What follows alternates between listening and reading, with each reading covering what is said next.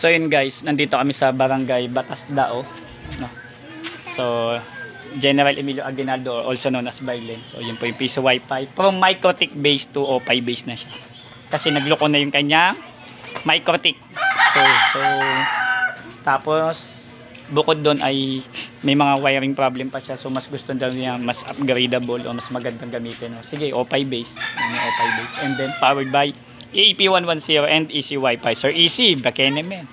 So yun. So okay na po yung piso, yung Easy Wi-Fi niya na transfer ko na rin po yung license. So okay na okay. So mga taga barangay Batasdao, dito to guys, malapit sa may kapilya. Malapit din po sa may elementary school. So sulit na sulit po yung kanilang piso Wi-Fi. Sulit na sulit.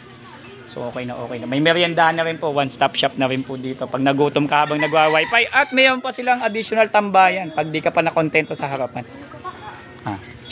So okay na okay po. Ayan, may naghuhulog na. Ay, hindi po nagano. Teka, hindi po ayan.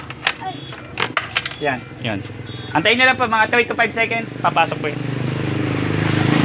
Okay na to. Ayan, ito yung bata makulit. Ito yung uwi ko na to. Pagka tinapos ko yung video, sasama na yun sa akin. Takbo. Hindi kasi abang nagagawa kami ng kulit-kulit niyan. Yan, nilalaro niya yung mga pyesa namin. Anyway, ayun. So okay na po tayo. So maraming salamat po sa tiwala sa PC mo gawa mo. At bukas ay mayroon pa po akong pending ng Bacoor and Dasmariñas and Gentry. So sana matapos ko. And Baragon doon. So sana masolve ko po lahat ng mga pending ko po. So kita-kita po tayo. So pasensya na po sa mga hindi ko pa madadaanan sa dami po ng aking ginagawa. Pero pipilitin ko po matapos po lahat. PC mo gawa mo, don't forget to subscribe. Maraming salamat.